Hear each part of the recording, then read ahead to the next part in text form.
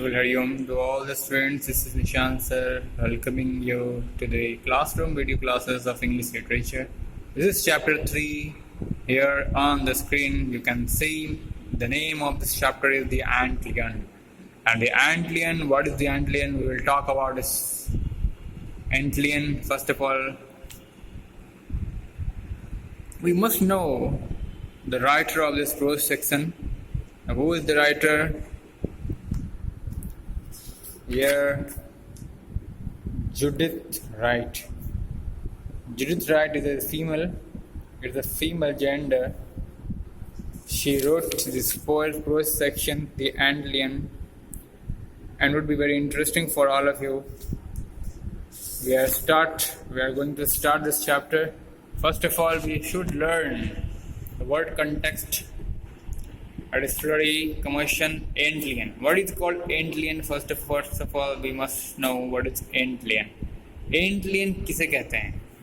ये एक इंसेक्ट होता है, आपने देखा होगा एक बड़ा इंसेक्ट होता है, वो छोटे छोटे इंसेक्ट को मार करके अपना खाना भोजन बना लिया करता है।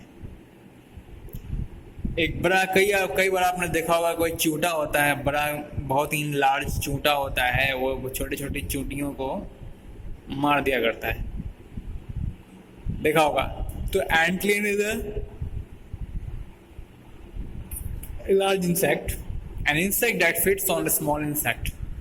एक ऐसा इंसेक्ट जो कि छोटे छोटे इंसेक्ट्स को अपना भोजन बना लिया करता है। An insect that feeds on small insects such as ants. जैसे कि मान लो कोई बड़ा चूटी है, वो छोटे छोटे चूटियों को अपना भोजन बना लिया करता है, तो वही उसी बड़े एंट्स को कहेंगे एंटलियन। Antlion, sorry, not antlion. Pronunciation I was wrongly pronounced here. You must pronounce it as antlion. Okay, antlion, not antlion. It is antlion.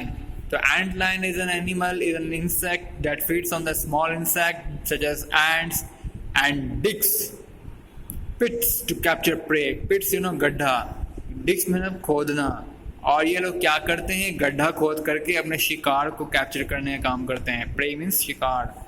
तो ये बड़े बड़े जो एंटलाइन होते हैं, छोटे छोटे इंसेक्ट्स को अपना भोजन बनाने के लिए, छोटे छोटे इंसेक्ट पर फीड करने के लिए, उन्हें अपना शिकार बनाने के लिए ये गड्ढा खोदते हैं।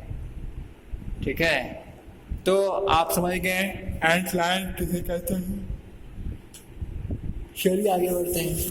चैप्टर्स के थ्रू आउट हम लोग रीडिंग करते हैं। We are now going to reading the chapter throughout. He can't get out. He can't get a hold of it. Morwena cried, Morwena. अब देखो, इस चैप्टर में हम लोग किसी दो कैरेक्टर को हम लोग काफ़ी important two character here in the story we are going to learn about Morwena and his brother Max. इन दोनों के बारे में जिक्र हो रही है। ये मोरवेना इसका नाम है, इसका नाम मैक्स है। ये लोग क्या करने आए हैं यहाँ, अभी चैप्टर्स के पढ़ने के बाद ही मालूम चलेगा। इस प्रोस पार्ट को पढ़ने के बाद हमें ये बात मालूम चलेगी। मोरवेना क्यों चिल्लाई? Morwena cried, he can't get out, he can't get a hold of it. She thrust मतलब होता है किसी को धक्का देना, किसी को पुश करना।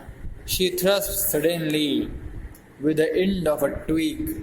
ट्विग का मतलब होता है टहनी। यहाँ पे ट्विग किसकी टहनी की बात हो रही है? उस चूंटी की, एंट की टहनी के बारे में बात हो रही है। तो she thrust suddenly with the end of a twig trying to push the ant up the shifting sand slope of the पिट।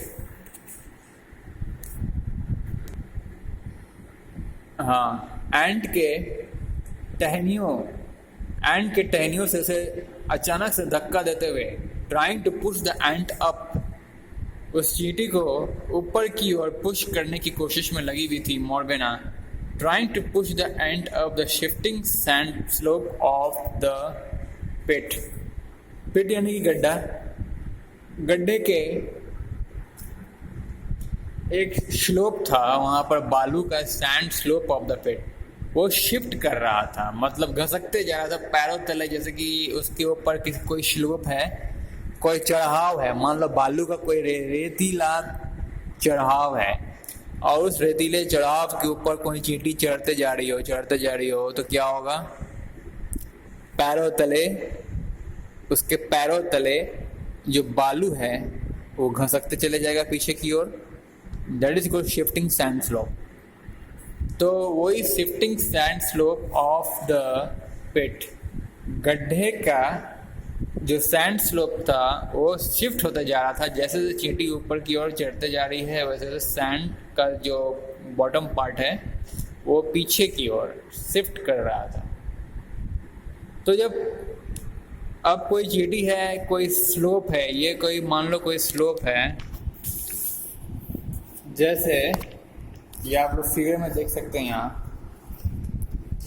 ये मैंने बना रखा है। ये जैसे मान लो ये गड्ढा है, गड्ढा में ये चींटी बैठी हुई थी। अब चींटी के ऊपर की ओर चढ़ना है, यहाँ टॉप लेवल पर, यहाँ पर यहाँ पहुँचना है, यहाँ पर पहुँचना है चींटी को। ये टॉपेस्ट पॉइंट है, ये पीक है, ठीक है, यहाँ पीक है। कैसे, क्यों वहाँ पहुँचना है? ये तो गड्ढा है, आपने जाना एंट लाइन, जितने भी एंट लाइन होते हैं गड्ढा खोद करके रखते हैं अपने शिकार को कैप्चर करने के लिए, ठीक है। तो यहाँ जरूर एंट लाइन का यहाँ ठिकाना है। और ये छोटी छोटी small insect, small insect, small creatures, ये मान लो कोई स्मॉल चींटी है, छोटी सी चींटी है और ये गड्ढे में फंसी हुई है और अपना जान बचाने के लिए ये ऊपर भागना चाहती है, ठीक है।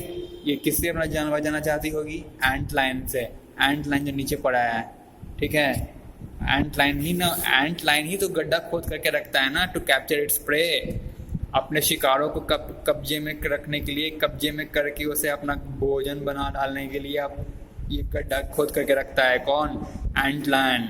मैं लिख देता हूँ, एंट लाइन। एंट लाइन ही क्या करता है? पिट तैयार करके रखता है, गड्ढा खोद करके रखता है यहाँ पर नीचे, बालू के नीचे पूरा तैयार कर, ताकि उसमें कोई भी चींटी फंस जाए, ठीक है। और एंट लाइन उसे अपना भोजन बना लेगा। किसे? स्मॉल एंट्स को। ये क्या है? ये स्मॉल है,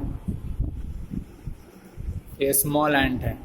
दिस वन इज स्मॉल एंट और इंसेक्ट, और एनी इंसेक्ट, कोई जरूरी नहीं कि चींटी हो।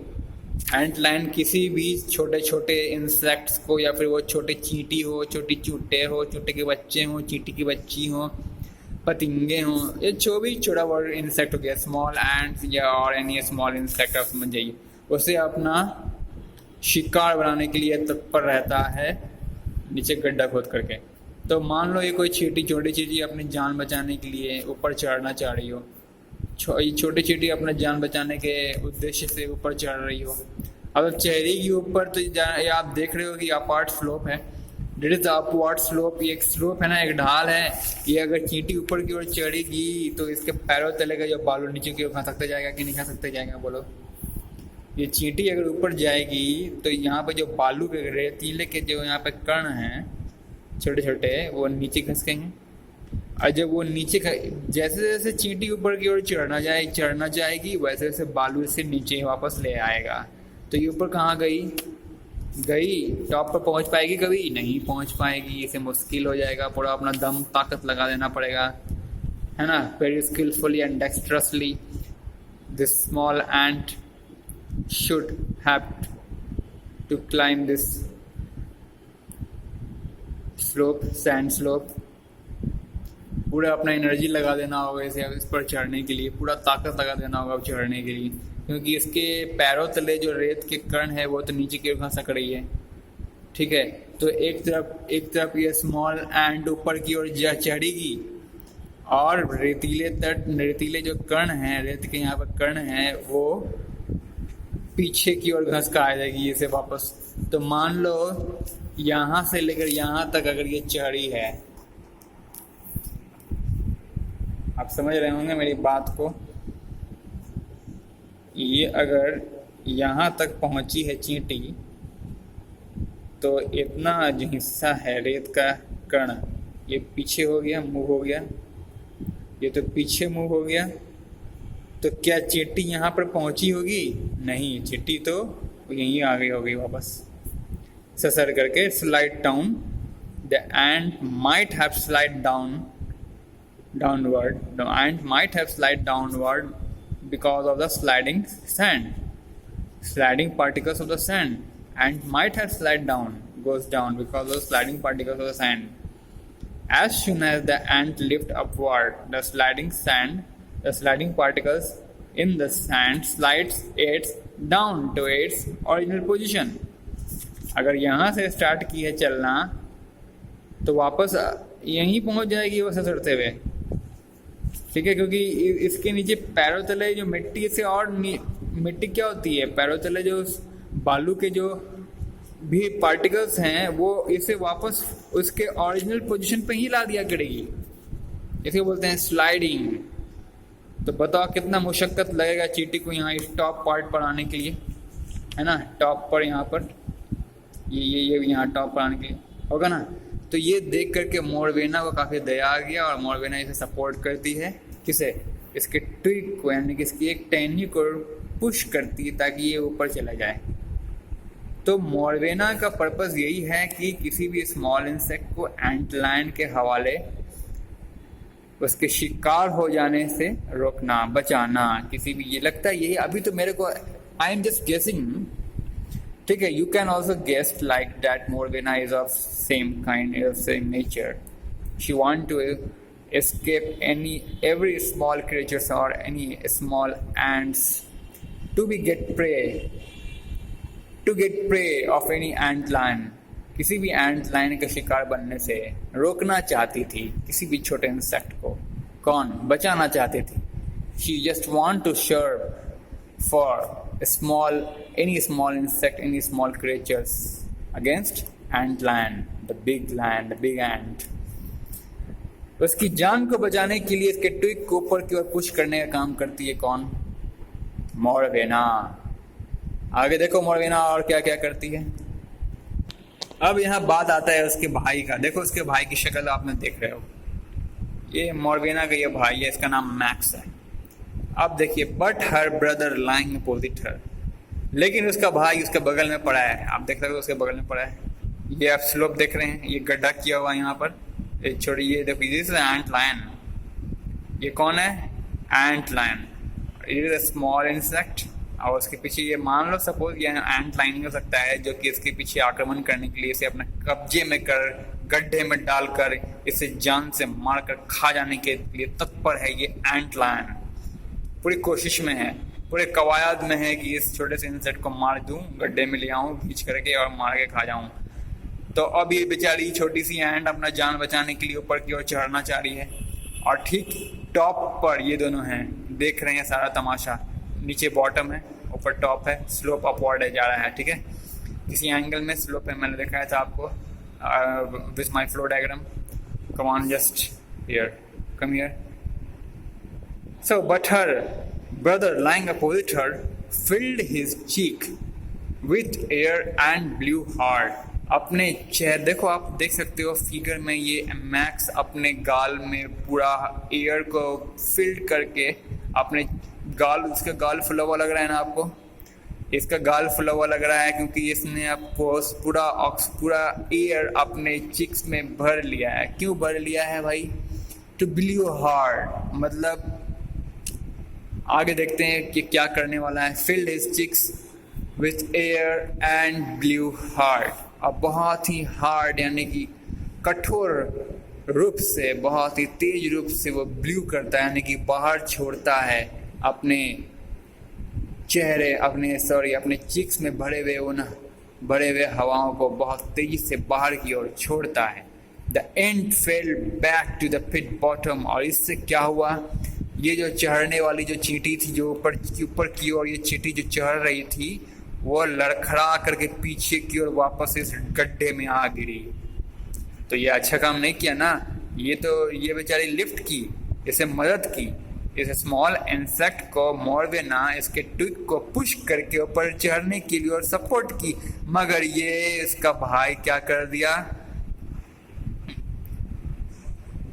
और ढकेल दिया ब्लो करके अपने ब्लू हार्डली अपने गाल में भरे हुए अपने मुंह में भरे हुए हवाओं को इसने छोड़ा